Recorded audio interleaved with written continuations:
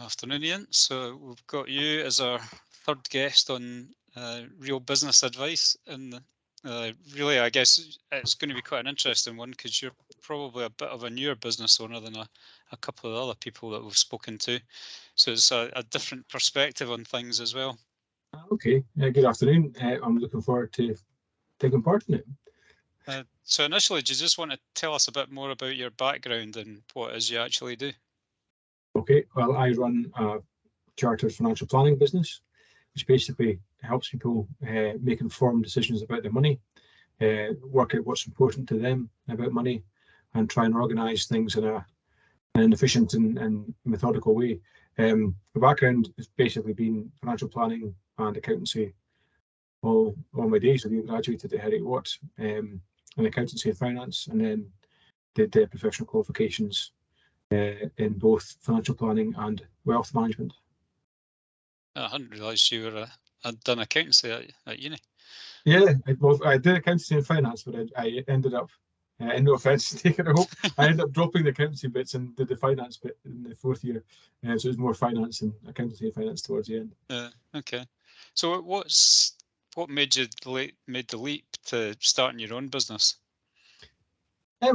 It's odd. It could just be that classic thing of my parents did that, and so I've kind of followed suit. So it's always been something I've had in my mind, something I actually wanted to do.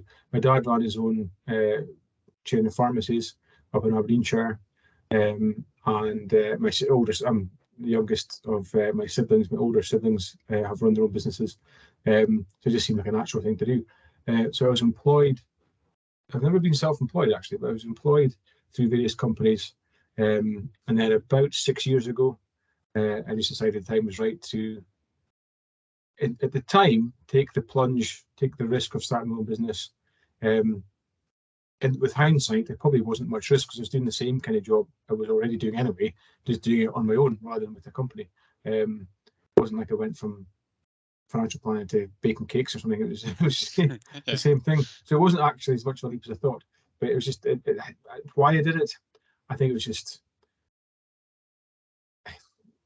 just always part of the plan. And my view, frankly, from a kind of cold perspective, is I quite like having the freedom to do things in the way I think they should be done. In my experience of growing up being employed, I'm sure everyone's got the best intentions, but I find it quite frustrating sometimes being employed by or being managed by people who I feel have got less ability than me. I find that really frustrating. So it could be a fault on my part rather than anything else, to be honest. I don't know. I think there's a lot of people who've started their own business that have that trait one way or another. There's a bit of frustration in there.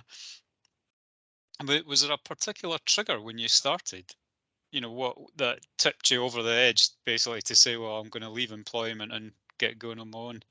Yeah, I think really it was a stage of money. I had money behind me, so I thought if it didn't go well, it's not a disaster. I have cash that I can use as a backstop.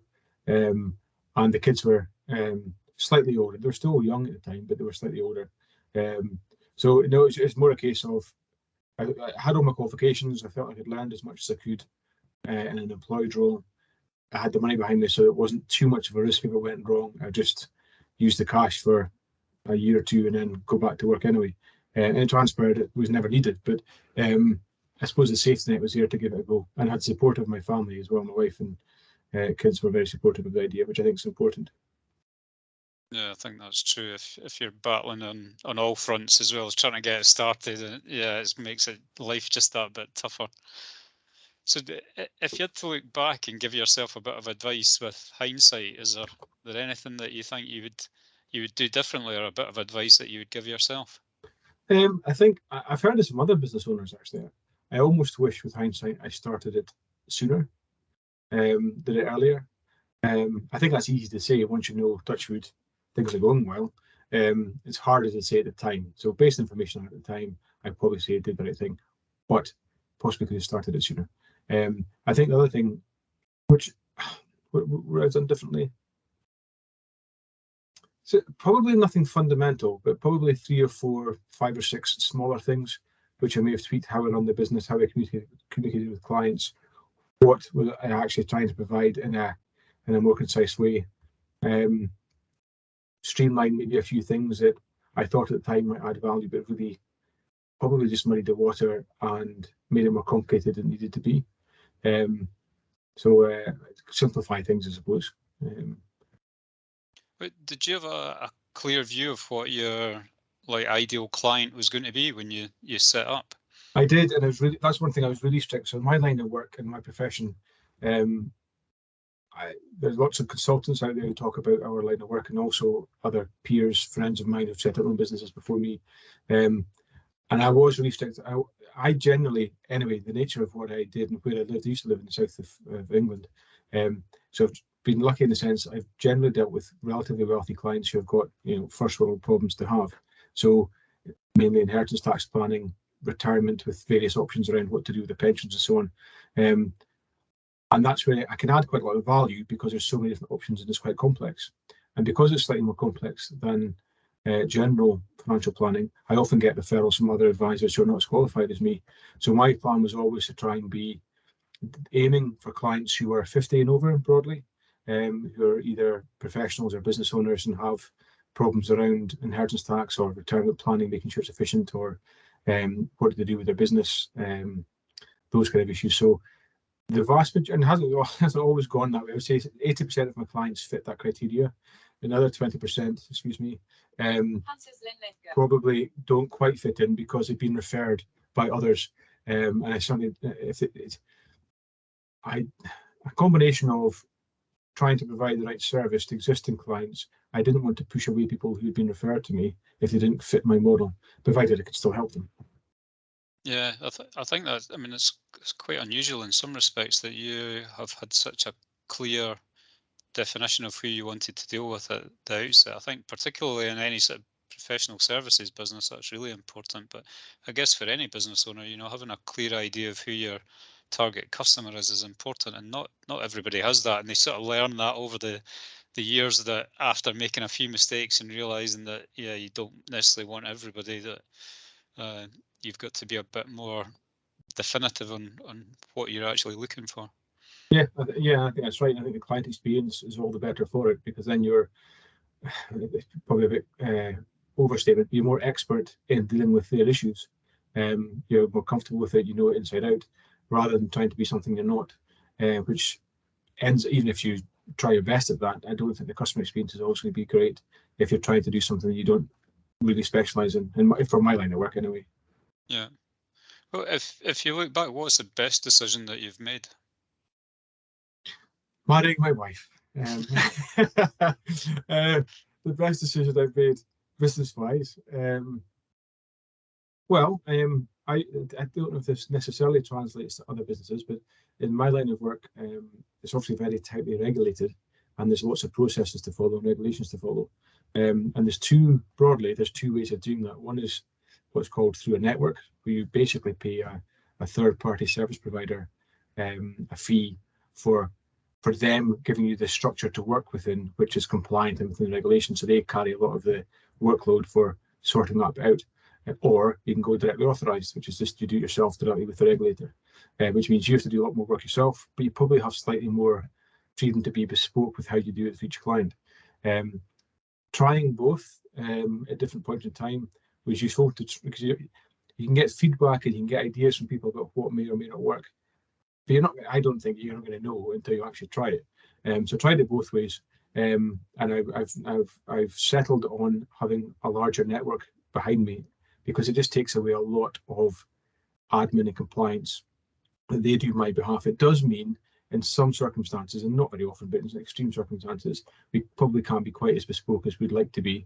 But the feedback from clients is really positive, and it frees up my time to focus on things which are more important, i.e. client service, etc.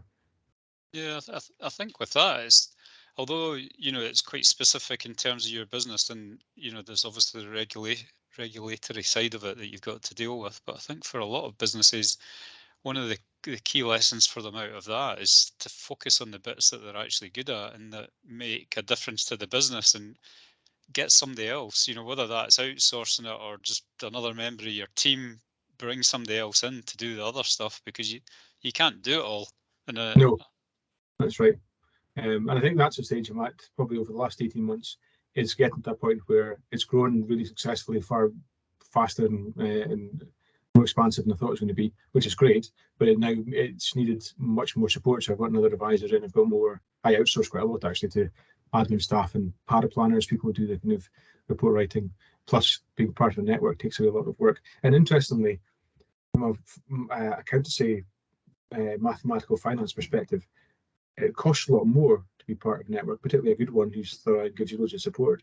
But actually, the outcome has been increased referrals, more business, probably because I can focus on the clients more. So the additional cost has actually come with great value, and ultimately I'm probably better off for it. Did that feel like it was a scary decision to make at the time in terms of starting to introduce all these other elements and getting other people involved? Very much so. It was absolutely probably for me, and I suspect I suspect many business owners are probably the same boat. To some extent, you have an element of control freak in you. I suspect that's why you're attracted to doing it yourself in the first place. So giving away that control, I never consciously thought that, but I think subconsciously I definitely think that. But also that worry of my name's above the door, as it were. I don't have a door to be above, but the virtual door. And I feel like my reputation's online. That was one thing it took me a while to separate and compartmentalize, that I am not the business is not me. They're two separate things. And now it's bigger and I've got more people involved. It's probably easier to separate the two. But when it first started out and it was just me, I found that very difficult. But yeah, letting go and delegating, all the business books tell you to do that. And it's very obvious once you start to do it. But when I first started looking into doing it, yeah, I found that quite worrying, to be honest. And I think it's an armed forces thing, maybe not, but maybe it's an Oscar Wilde thing. But the worst decision is indecision. I think procrastinating sometimes is probably the worst thing you do. Just make a decision, go with it. If it's not working out, change it and try something else. But try it and see how it works. I think for a lot of new people, when they start out in business, that's one of the toughest things that they will encounter, is just that initial letting go and letting somebody else do it. Because I do think you're right. Okay, there's maybe some people who are superstars and are brilliant delegators, but yeah, I think a lot of people who start their own business initially, it's because they think they're better than everybody else, and they have that element of wanting to be in control about them.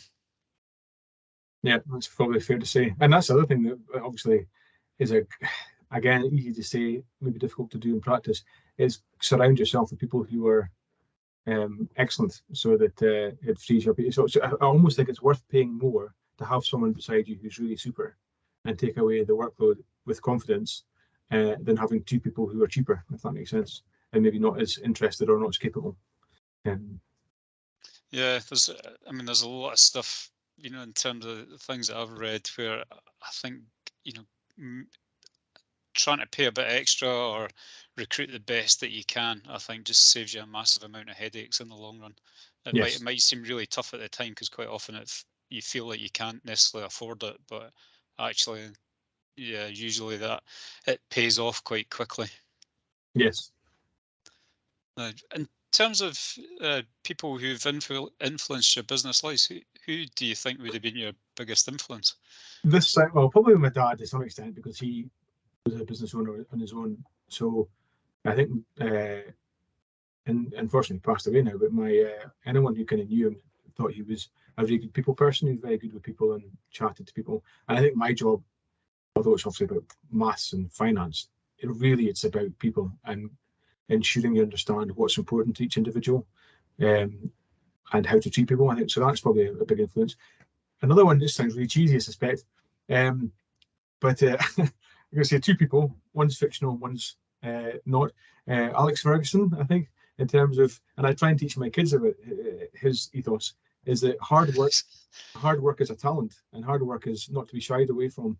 And in terms of not just football, I would say any kind of talent or any kind of skill set you have, if you don't have the hard work to go with it, you're not going to be successful. And hard work and just getting on with it and grinding stuff out. In business, there'll be days when it's absolutely fantastic, and there's days when it's not. It's the opposite of that. And I think you just got to stick with it and have the confidence you're doing the right thing. Don't let anyone else stick their oar in either. If you believe it's the right thing and you've thought about what you're doing and why you're doing it, and other people disagree with you, I think that's a good thing to do. Don't go with the crowd, do your own thing, and stand by your own decisions. But even the things like get up when I first started, I used to get up at 5:30 in the morning and try and get 2 or 3 hours done before the kids got up, type thing. I have to say, I don't do that so often now, but I did that when I started, and it was really useful just to get up and get a clear head. Now I do it sometimes, but it's much harder to get up when the alarm goes off. But I think just that hard work and don't be. And my kids, when they're going through school, were getting referred to and maybe calling others sweats. It's almost as afraid to work hard and sweat, but that's fundamental. So Ferguson there. Another one, this is even more cheesy, is probably Jean-Luc Picard of Star Trek Next Generation, just because I think he's an ideal role model. He's intelligent, he's hardworking, he's clever, but he's also a great people person who tries his best to bring out the best he can in his team and the people around him. Plus, it's science fiction, which I quite like. So there you go. Does that mean your kids get a bit of the hairdryer treatment when they're not putting in enough effort then? Ferguson. My older son Jasper he's just done his first set of mock exams. He's only in S3, but they're doing mocks this year just to try it out. And yeah, frankly, there was a couple of days where we were both at frayed edges. And then at the end of the day, we had a laugh about it and said, well, we've got there in the end, we've learned something. And he was really happy because there's a bit in maths he couldn't quite get his head around. And rather than sticking at it, he just kind of gave up and threw his book into a tantrum, which is fair enough. He's only 14. But I probably reacted to that incorrectly and ended up shouting back to him rather than just going through it calmly. But we did get there eventually, and it worked out. And he actually said the other day he got an A in his maths, and he was dead chuffed because the stuff that we couldn't do came up in the exam. So a good learning curve for him. Hopefully, the hard work and doing the revision in the first place actually does help. That's brilliant. In terms of like business books or podcasts, is there anything that you listen to or that you read that you'd recommend? When you asked me that question, there's one book for me that really stands out. And again, this is a classic example of trust what you think is right for you and stick with it. Because all my peers at the time took the mickey out of me for this book. But it's a guy called Bill Bacharach, not Burt Bacharach, but Bill Bacharach. And he's an American chap who is a financial planning guru, probably had more power and coverage back in the 2000s, probably early 2000s. But his way of providing financial planning is just basically making sure you're, and this might sound daft, but you go at the client's pace, you explain things in a way the client understands, you understand really what the client's values are about. Most clients aren't interested in, one fund is better than another fund. It's more about what does it actually mean to them and how does it benefit them. And he had a whole model of how to, which is kind of based on Stephen Covey's 7 Habits of Successful People. It's like a mindset way of asking questions and listening to what people actually say to you. So he was very much a big influence, and a book that I pass out to my peers and to new recruits. And the initial reaction is obviously a bit different, but actually I think it's exceptional. And doing that, this is really corny perhaps to say this, but I've been really successful in my line of work compared to peers in many cases. And I put that down to learning how to listen to people through Bill Bacharach. So that's one book. Other books, I have a few on my shelf actually, whose name has escaped me, but I quite enjoy reading.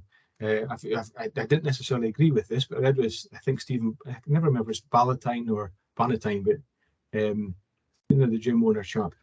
Used to be in Dragon's Den. Duncan Bannatyne. And there's a couple of Irish, I think this is the guy. Have you seen the film Jerry Maguire? And it's about sports management. There's a chap who I think that film was based on. His book is very interesting. It's all about sports management, about people understanding what's important to people, what's not important, how to run a business. The name escapes me for that gentleman, but again, he was an interesting chap. And there's also a few consultants I keep in touch with through specific to my profession, such as Brett Davidson, who's an Australian financial planning guru, and another guy called George. It's spelled George Kinder, but it's pronounced George Kinder, another American. And he, again, really focuses very deeply on what's truly important to people. In my opinion, it's probably too soft, as touchy-feely for the British market. Yeah. I think they're probably more cynical in general. But he does something which I find quite fascinating. He sends out 3 letters to clients before a meeting, to new clients. The first one will say, let's just play this game to try and understand what's truly important to you. You receive this letter from the doctor. The doctor tells you you've got a year left to live. Write down the top 10 things you really want to do that are important to you. And then a week later, once you sent that back to him, another letter comes out from the doctor. It says, in fact, you made a mistake. It's only got 6 months to live. Tell me your top 5. And then a week later, the third one comes out and says, really sorry, you've only got a week to go, maybe a month, whatever it is. What's your top 3? And it kind of really helps you. I mean, that's obviously summarized, but it really helps you bring down to what's really important to you. And I actually find that kind of questioning can really help people change their life. And that does probably sound over the top, but there's a number of clients of mine who were already wealthy, were kind of stuck in the rat race of just earning more money for the sake of it almost. And then we went through that kind of questioning of what is it really all about for you? What's the purpose of it all? 3 or 4 of them have actually decided to say, yeah, you're right. What am I doing it for? And they've retired early or done something else or spent more time with their family. So that's rewarding. And that's obviously really what it's all about at the end of the day. Yeah, that's actually, it's really interesting listening to that, because I think even there is parallels, even in terms of there's quite a lot of stuff about the sort of client service and understanding your clients in more detail. That, I mean, that's relevant for any business. It's not, okay, there's professional services, there's probably specific things there, but I think there's a lot of it that's actually pretty relevant across the board. Yeah. In terms of when you've started running your own business, what's that allowed you to do? What's at times to not sleep at night. But no, generally, I was quite lucky. I get asked the question a lot after lockdown, how are you finding working at home? Now, there's 2 bits to that. One, even when I worked at larger employers, we generally worked at home quite a bit anyway, because my interest, I don't know if this applies to other types of work, but certainly in my line of work, you never really had the 9-to-5 type work. You were basically given a task, and when you worked for a bigger company like a bank or an insurance company, you usually had a target to hit for your fee income. And as long as you were doing your fee income target in a compliant way with good customer feedback, they didn't care what hours you kept. So we kind of worked at home and did our own thing anyway. So I've done that for years. That hasn't been much of a transition. But what has been a transition is doing that with your own business. That links back to what I said earlier about having to separate me and the business. When I worked at home as well, I found that quite difficult. So initially, I found it difficult to separate, but what it has given me now, with a bit more time and the business being more established, is more time. So when the kids will be, or in lockdown in particular, when we were still working, we weren't furloughed, I might change how I work. So in lockdown, we kind of took most of the afternoon off to go and spend some time in daylight, go out for a walk or just do something more interesting, and then work in the evening. Or if the kids had stuff on and needed more help at school or after school, I'd quite often work from, say, after tea, say 7 o'clock till midnight, and maybe have some time off between 3 and 6 to sort them out after school and give them tea and stuff like that. Yeah. So the flexibility of time, which in turn means more family time, which ultimately for me is one of the main things. But I also think it's allowed me to give me this might sound again a bit corny, but it gives me the time to understand and analyze what is it I want to do and how can I get myself there. Now you can do that if you're employed, I suppose, but I think you've got slightly more freedom to tweak that and to carry out your own objectives more freely than you do if you're employed, depending on your employer, I suppose. So it's allowed me to, the other thing from a cold factual point of view, it's allowed me to build something of worth that might be of value to sell and therefore retire early. You could argue for the first 2 or 3 years, I probably could have earned, well, not probably, I certainly would have earned more money continuing to be employed than running one business. But now I'm at the point where it's more established. That isn't necessarily the case year on year, but what it does mean is I've got an asset which someone else would most likely want to buy over. So that's fundamentally, if that wasn't there, I probably wouldn't have done it. So that's definitely an attraction to create something to sell. I always think it's quite interesting with that you know, if you're, I guess, complaining about your own business when you're the owner, it's the one person that can do something about it is you. So it's like Yes. you can moan as much as you like, but ultimately the responsibility is yours to fix it and mold it into the vision that you want to see and make it work for you, rather than, you know, potentially having somebody telling you what to do. Yeah, I think that's right, isn't it? In life and in general psychological counselling for oneself, it's a case of, well, can you do something about it? If you can, great, we'll get it done. Don't procrastinate about it, just fix it. And if you can't do something about it, then what's the point of worrying about it? It's easy to say that, of course, but Yeah. Yeah. I think that's really important, though. So on that sort of vein, if you had a magic wand and you could change something in your business, what would it be? I honestly don't know. I was thinking about this when you. What would I change? Um, what I would probably change is increase the support staff numbers of really qualified people, which is I'm trying to do that now. So going back to what I said before, is there something you can do about it? Yes, well, I'm trying. I'm at the recruitment point, so that will change in a matter of time. But there's, yeah, it's interesting. I've often toyed with the idea of should I have I work from home. I don't pretend to have an office in some grand place. It's a virtual office, whatever. But I do think sometimes there's bound to be clients out there who first research me, see a home address, and probably get put off. That's probably fair. So I do think sometimes does it make sense to change things and have a more permanent office place or even a virtual office of some kind. So little tweaks like that, but I can't think of anything fundamental that would change, to be honest. But then I spent probably the best part of 10 years on and off, and certainly 3 years really before I started, really honing client type, what kind of structure I'm going to have in the business, what kind of infrastructure will I use to support the clients, what services will I use, how will I be regulated, all that kind of stuff. And even doing cash flow models about how the income is going to be versus costs, making lots of assumptions and using 5 or 6, good, bad, ugly performance charts. How will I get on?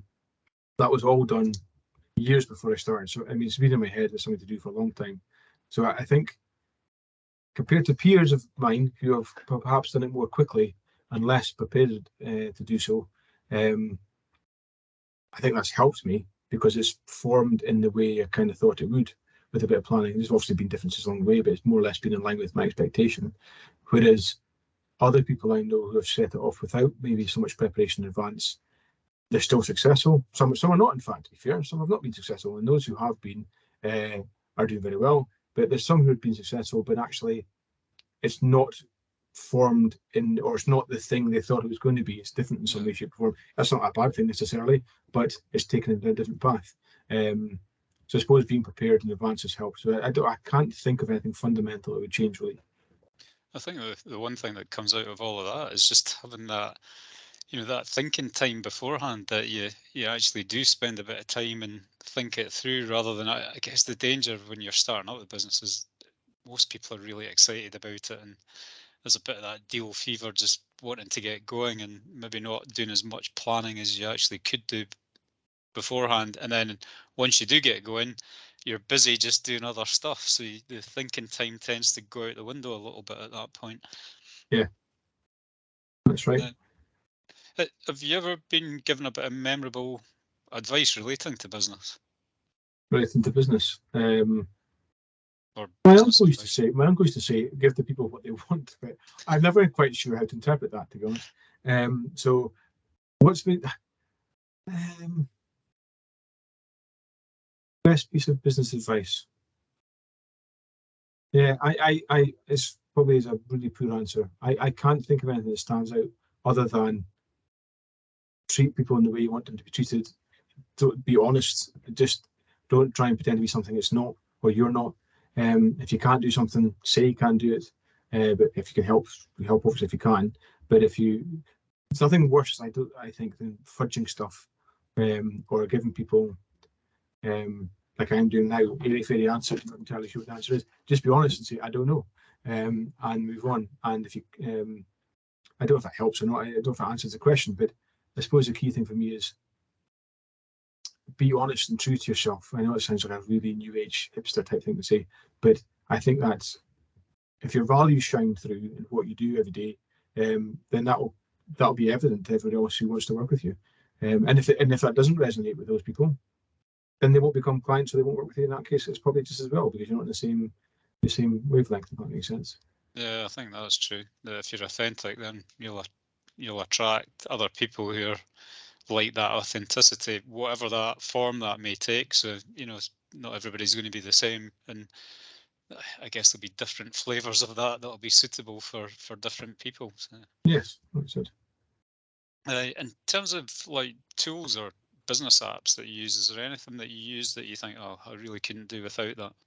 Yeah, so there's some fundamental stuff. There's obviously the compliancy bits where we need to have client management systems and so on. But in terms of the tools that actually make a difference to clients, I'm a massive fan of cash flow planning. And we've got two different types of cash flow models. One's quite simplistic. It doesn't make it too complex. It's easy to use for the client. It's nice and colourful, and it can demonstrate relatively complex financial plans for people in a nice and colourful, more kinesthetic way rather than text-based way.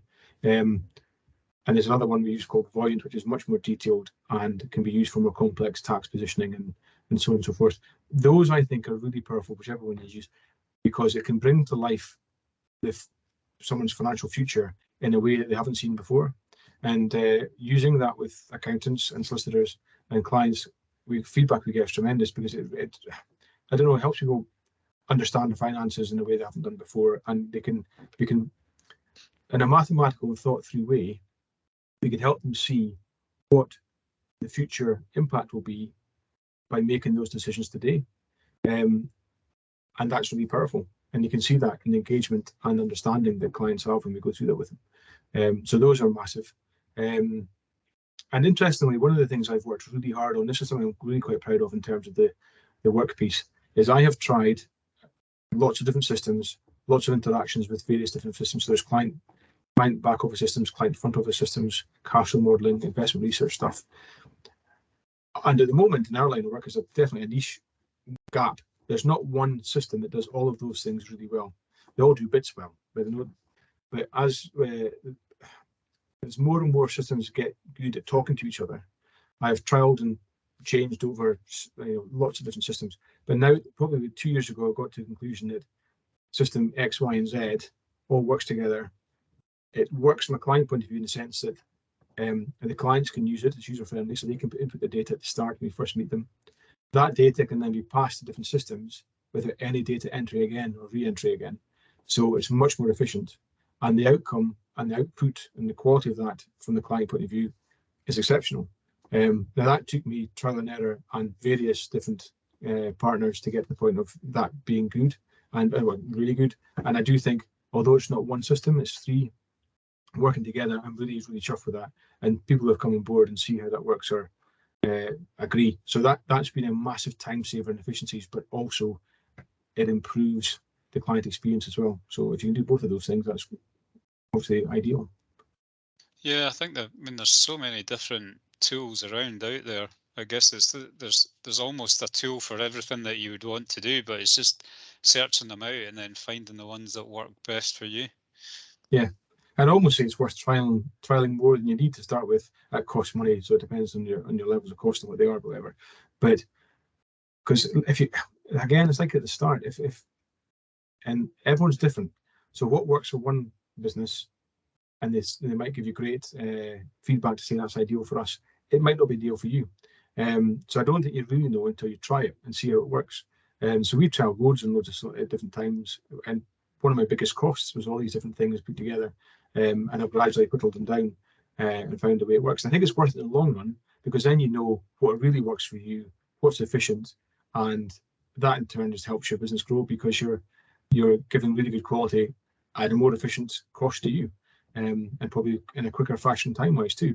So yeah, I can't stress enough, if there's important apps or system tools or software, try them and see what works for you, what doesn't. And even if you find one does work and it's working okay, try the other one anyway, just in case it is better. You don't know it's going to be better. I think, yeah, I mean, with that, I think what I've come across a lot of times is that people look at the cost of an app or a bit of software and think, that seems quite expensive, but actually aren't really thinking it through in terms of, well, is it allowing you to scale? Is it allowing you to do something better? Is it not necessarily cutting jobs, but you're not having to recruit at quite the same pace that you might have had to do? So yeah, just everything about it. It's a different cost comparison to think about, rather than just purely what's the price of that particular bit of software or app. Yeah, and it's that cost benefit thing, isn't it? If it costs more, that's obviously a concern. But does it actually add more value? And in the long run, will it be better for you? You pay for what you get, type thing. Yeah, I know we're sort of coming to wrap up, Ian, but there was a couple of final questions I'd like to ask you. So Okay. the first one is, what would be the bit of advice that you would give to other business owners? Prepare. Really think about what is it you're trying to do. Who's your target market? What's your USP? Why would they go to you rather than to the guy across the road or the girl across the road? And nail down in your own mind, what is it I'm trying to do here and why?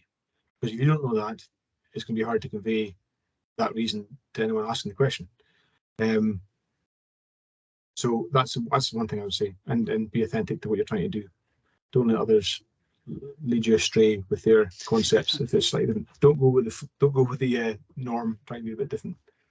Yeah, I think that's really good advice. And my last one was really, in terms of like your client base, is there a common mistake that you see them making, or something that you think, oh, we could have helped that earlier? Or because I think it's quite an important area, for people who might be listening to this or watching it.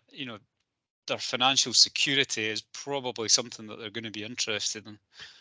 Yeah, I think there's probably two things that jump out at me there. When we do research, and there's lots of research on this kind of thing within my profession and probably in the wider market as well, what are the things that people regret when they're older in life in regards to money and whatnot? And it tends to be, we wish we saved, the top three are almost always the same. We wish we saved more earlier. We wish we saved more time with the family. We wish we worked less. Um, and so, from a kind of lifestyle perspective around that, it's a case of, I always ask the question, what are you actually doing it for? Because I think in our world that we've created for ourselves, it's very money oriented, and money doesn't really mean anything in itself. For me, it's more about what does it facilitate you to do, if that makes sense. What's it allow you to do with your own time to help others or to help yourself? And quite often, clients will have a figure in mind, as £1 million as an example, because it's a nice round number, and they think they've got to hit some kind of number to be self-sustaining. But that's the question I get asked a lot. It's, how much do I need to retire on? And that's the question is, it depends what you do with your time. It depends what you spend your money on. Some people could retire happily on £1,000 a month, literally, and I see that. Other clients need 10 grand a month, and they still probably haven't got quite enough. It really depends on you, what you want to do. So my thing, I would say, in terms of, is work out what it is you actually do with your time. Where do you spend your money? And that's your cornerstone. If you know what your expenditure is to maintain the lifestyle you want to live, then work it backwards and say, right, if I need X amount of money every month to maintain my lifestyle, where can I get that from? Is it from property? Is it from investments? Is it from a combination of things? Can I, whatever it might be. But I think that's the most important thing of all, is actually start from, what do I want to do and how much will it cost me to do it? Oh, that's brilliant. Well, I think, in terms of the business discussion, I think that's been fantastic, but also, just that last bit at the end in terms of what, people should be thinking about in terms of their financial security, that's really helpful as well. So Good. Well, thank you I've very enjoyed. much. Not at all. It's been great. I've enjoyed chatting to you, Neil. Thank you very much indeed. Thanks.